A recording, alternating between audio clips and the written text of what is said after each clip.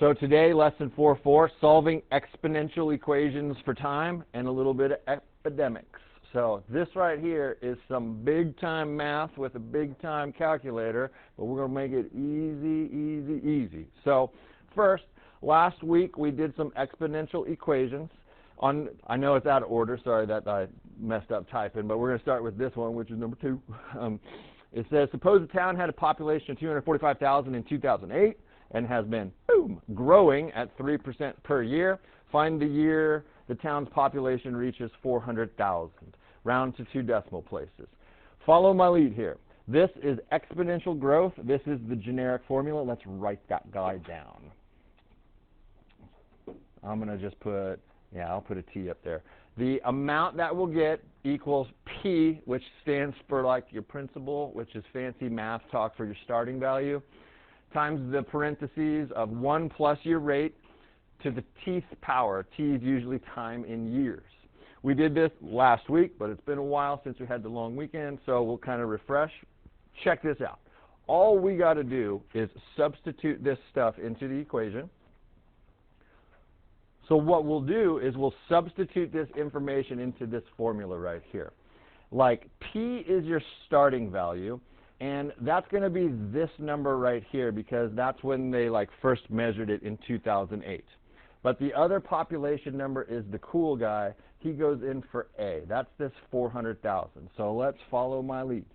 400,000, big number, equals your starting number of 245,000. And then what I'm going to do is a little bit of 2 steps at one time. Do you remember this percent right here can't actually go in for R because we have to change it to a decimal first.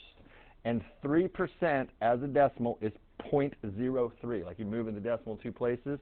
And I'm going to add 1 to it right away. So how do you feel about 1.03?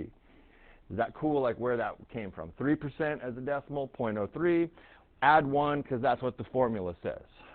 And then the T is what they're asking us to solve for. And in any algebra class you've never had an equation like this, to where you're trying to solve for T, which is up in the exponent. So this is the weird thing. Same move on every one of these problems. Move 1, we've got to get rid of this. How do I get rid of it? Do you see there is multiplication going on between this 245,000 and the parentheses? We will get rid of that with division, right? So we're going to do this. You can use any old calculator you want, and I'm going to do 400,000 divided by 250,000. And I got 1.6. That came out nice and clean. Sometimes it won't come out clean, so I'll show you what to do. But for now, that's 1.6. If you want to show yourself a little bit of work for your notes, you can show yourself that we divided both sides by 245,000. Some people might need that. Some people don't need it. But what's left there is this 1.03 to the T. I got rid of that times 245,000 by dividing both sides. Like I said, first one's kind of weird. After the third one, I'll bet we'll be way more comfortable with it. But here's the move, man. There's this weird thing in an advanced algebra 2 class to get this exponent to come down in front. And I just would ask you to trust me on why it works, because the explanation of it, you might not like it. Does that make sense? So it is called a logarithm. Like you might hear that from some of your friends. They're like, man, logarithms are kicking my butt in Algebra 2, you know. It's all cool, but here's what we'll do. We'll log both sides. Logarithm is the full word. Just trust me that I need you to write the word log right here. And there's a 1.6 right next to it. The equal sign is right there. And here's the magic of what logarithms do. They let this little exponent right here come down in front. So the T will start us off, and then you have to have a log of 1.03. And again, I know it's really weird, like what in the world are we doing? Just trust me that the logarithm is the magic math move that made this exponent come from way up high to come down to Chinatown, right? It came down in front. And here's the cool move. There is just multiplication going on between that t and that log of 1.03. How we will get rid of that times log of 1.03 is divide both sides by log of 1.03. And that's all that we got to do. And the normal math student would think that these logs can cancel each other out, and I would say that's such an awesome thought, but it doesn't quite work that way. All we have to do is go to our calculator. So if you have a calculator like this, I'll show you in a second. But for everyone who does not have a graphing calculator like mine, I put this calculator inside the homework questions. Like, it's literally in your homework question. Can you see it has this really cool log button right here? All you have to do is type log. I'm going to do it both ways, so I'll show you on the other calculator. Log of 1.6. But every time you start a logarithm, it like automatically builds a parenthesis in, so you have to close that parenthesis up, and then it was divided by log of 1.03. So if you punch it in like that, you can do it in this calculator. It'll give you a nasty number. If I had one of these calculators, you'd do the same thing. Do you see the number 7 on your calculator? Right to the left of it is the log button. So it's the same thing, log of 1.6.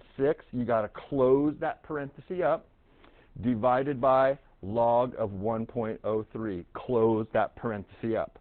And they want us to round that to 2. What the heck did I punch in wrong? Oh, on the online calculator, I didn't hit a 0. Can you kind of see I hit 1.3 instead of 1.03? I apologize for that, but this is the correct answer right here. 15.90 is what we got on that. Is that okay, or is that not what we're getting? Okay, so we'll go back here, and we'll write that. T is about 15.90 years.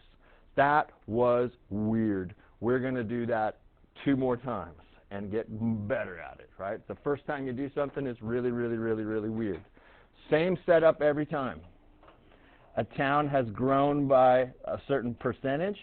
This is what it started with 34,000. This is what they want to see how it reaches. So I don't care if you write this formula down first every time, but we'll sub into it. So I'll write it down just to show you what's going on. T is time in years, R is the rate, P is your starting value, and 50,000 is the amount you want it to reach. So 50,000 goes right here, and then the starting value is 34,000, and then 1 point, I need to change this number to a decimal by moving it 2 places to the left, so 0.15 to the teeth. That's a weird thing to say too, teeth, to the teeth power, you know. Weird. What I care about is, are you cool that this is the final number, it's on the equal sign all by itself, this is the starting number, and then that percent gets changed to a decimal inside of there and added to 1. First move, divide both sides by 34,000. Whatever this number is, we're going to divide by it. So we'll rock that out. So I'll show you a little secret. Watch this. Sometimes the decimal comes out nasty. Don't write this down. It's 50,000 divided by 34,000. Are you with me on like what I would punch in my calculator? What do you think happens to all those zeros right there? They cancel each other out. So what I'm going to do is I'm just going to leave it this weird fraction of 50 over 34. 50 over 34. And yep, I know 50 over 34 can reduce. I don't care, because by the time I punch this all in the calculator, we're going to get a nasty old decimal anyway. Who cares about reducing it? It's 50,000 divided by 34,000. I just cut all the zeros off of it in that case. What's going to be left over here is 1.015 to the teeth. And here's the move. To get this exponent come down, we're going to log both sides. So it's the log of this nasty fraction equals t comes down in front, that's a weird move, times the log of 1.015. And the log is the math operation that gets things, the exponents to come down in front. And my final move is to get t all by itself. You see there is a times log of 1.015 hanging out with it. We are going to divide both sides by log of 1.015. And I don't care if you show all this work or not. It's about punching it into the calculator correctly. T is going to equal this. So if you're using the online calc, it's the same move as this. I'm going to clear everything out. Please punch with me because it's not as easy as you think to punch this in the calculator because of the automatic parentheses. So we'll start with log. And then there's no fraction button on these calculators, guys. You just have to use the divide symbol. So inside of those parentheses, it just says 50 divided by 34. I need to divide that by the log of 1.015. Do you see how I kind of punched all that in? And you got to make sure you close up those parentheses because it automatically starts it. And then just hit equals. And we'll round that to 2 decimal places. That would be 25.90 because this 3 doesn't round that 0 up. So about 25.90 years. Homework's going to have you round to 2 decimal places, so that's why I'll have all of these round to 2 decimal places. That's how I typed it in. So we got one more of those. I'll get you set up, and I want to see if you can punch it in correctly. Cool. One more of those.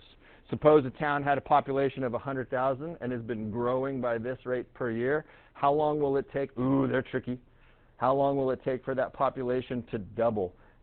Looks like they don't tell us what the population is going to reach. But did they tell you that it started with 100,000 and they want it to double? So guess what that number turns into? 200,000 is going to equal 100,000 times 1.055 to the teeth power. Same setup every time. Final number on the far left, starting number right in front of the parentheses. Change this to a decimal and add 1 to it. What's my first move? Get rid of this, right? Get rid of that. Divide by 100,000. What's 200,000 divided by 100,000 turn out to be? You can punch that in if you need to, right? It's going to be 2. Isn't that where we got it from in the first place? Isn't that supposed to double? You know, like all the zeros cancel each other out. 200,000 divided by 100,000 is 2. And then it's equals 1.055 to the teeth. Your move is to log both sides. Log both sides. So log of 2 equals, Mr. Exponent comes down in front, log of 1.055. The exponent comes down in front when you log both sides. Then divide by the log of 1.055, because we're just trying to get this all by itself. What a crazy big-time math move. Same old story as algebra. You're just trying to get like t all by itself, but we're just dividing. See if you can punch it in correctly. So I'll punch it in this calculator, log of 2, close your parenthesis, divided by log of 1.055. Look, I punched it in correct this time. And I got this. If I punch it in this calculator, log of 2, close it, divided by log of 1.055. About 12.95 years, right? Because we're rounding to 2 decimal places, so we're looking to the third guy right here. He's 5 or larger, so that rounds that dude up. Is that okay? That is solving an exponential for time. About 12.95 years is what that turned out to be. The last thing is about an epidemic, which unfortunately we're a little too familiar with. I was going to look up the word pandemic, but I kind of got busy.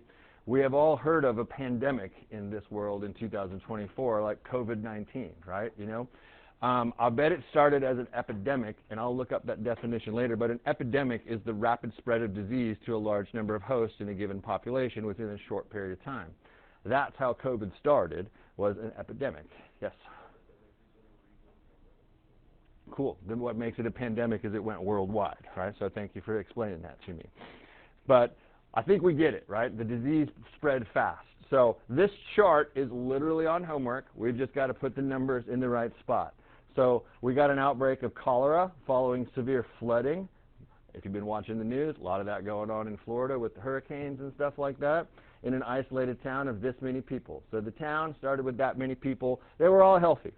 Initially, 24 people were infected. So they have this filled out for you. This is on day 0, like before the epidemic started. There was this many people, and then 24 of them got cholera, right? So the total infected was 24. They'll have that typed in chart already on homework. Then what they say is they did a little bit of study. 20% of those still healthy got cholera. They fall ill with it, right? So every day, 20% of the people do it. So what they did was they took this number right here. I'll get my calculator out.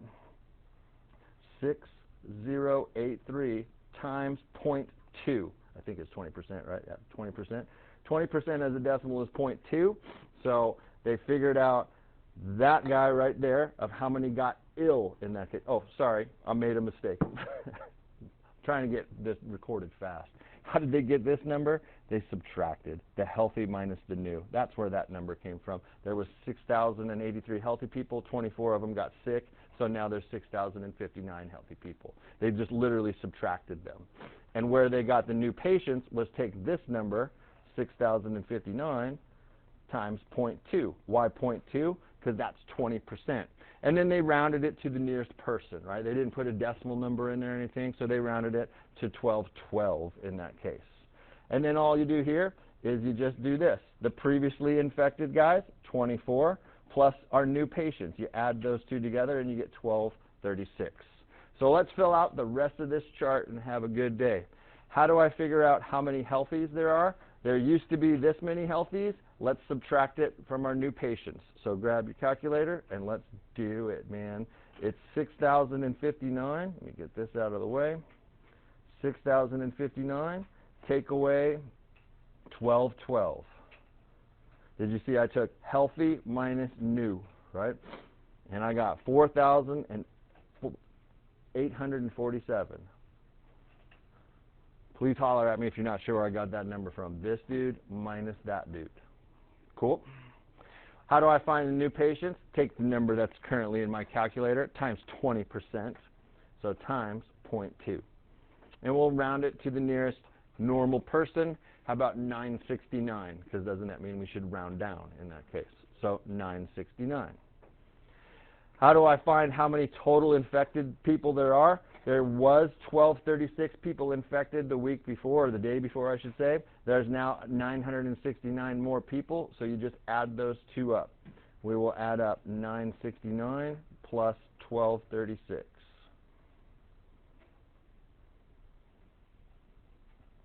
And I got 2205. So I'm going to challenge you to see if you can get this number right here. And here's how to do it. I got it all typed up for you. Healthy patients minus new patients. Figure that number up right there. Healthy patients minus new patients. So there was 4,847 healthy patients and 969 new patients. See if your number matches mine, 3,878. So follow this. It'll tell you a little formula there. How do you find the new patients? Healthy times whatever percent. On homework, they'll change it. It might be 34%. It might be 25%. Like, you just got to change it. In this case, it's 20%. So we'll take that number right there, that 3,878 times 0.2, because they said 20%. And I'll call that 776. Right? We're rounding to a whole person. And then all I do to find my last thing is add these guys up right here. The total infected is how many people were infected last week, and how many people got, not last week, but yesterday, and how many people got infected today.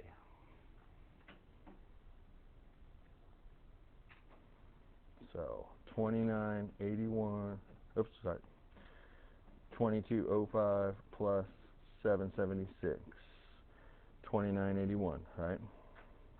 One more time, man, to fill this guy out.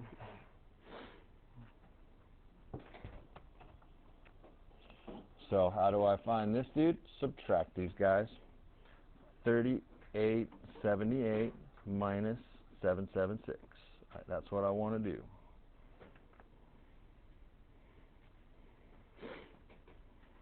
$3,102. That number gets times 0.2 to figure out because every day 20% of people still get the cholera. 3102 times 0.2. I got 620. And then you just add these two bad boys up. 3601. We don't have to write anything down on number 5, but do you think the entire town will get the disease?